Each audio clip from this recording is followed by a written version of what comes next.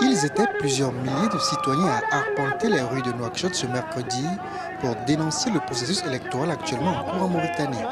Tous partisans de l'opposition réunis au sein du FNDU, Forum national pour la démocratie et l'unité, ils entendent eux aussi boycotter le scrutin du 21 juin prochain, comme l'ont fait les leaders de leur parti. Raison évoquée, le manque de consensus sur l'organisation de l'élection et la rupture du dialogue entre les différentes composantes de la classe politique. À 2 jours du début de la campagne électorale pour la présidentielle du 21 juin, la tension entre opposition et parti au pouvoir est encore vive.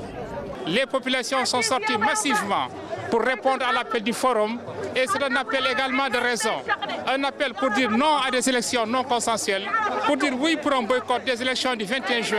Le moment est venu pour que le peuple mauritanien, qui a montré sa maturité, sa sagesse, le moment est venu pour lui de s'assumer en tant que peuple responsable à travers des élections honnêtes, libres et transparentes. L'opposition radicale avait très tôt annoncé son intention de boycotter le scrutin. C'est d'ailleurs ce que comptent faire également ses partisans. Mais le parti au pouvoir, lui, compte sur un vote massif de ses militants pour une réélection du président Mohamed Ould Abdelaziz.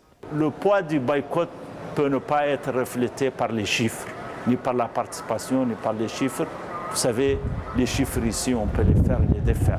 Mais ce qui est important, c'est que cette élection, certainement, elle intervient à un moment où il y a des dirigeants historiques de l'opposition qui, bien sûr, ne pourront plus après, à cause de l'âge, se présenter. 5 candidats sont présents pour la course à la présidentielle. L'opposition radicale regroupée au sein du FNDU réunit 17 partis politiques et plusieurs associations des droits de l'homme et de la société civile en appelle aujourd'hui à la communauté internationale pour la mise en place d'un véritable dialogue dans le pays. Mais le processus électoral étant déjà lancé, le dialogue devrait attendre vu que la campagne électorale démarre vendredi.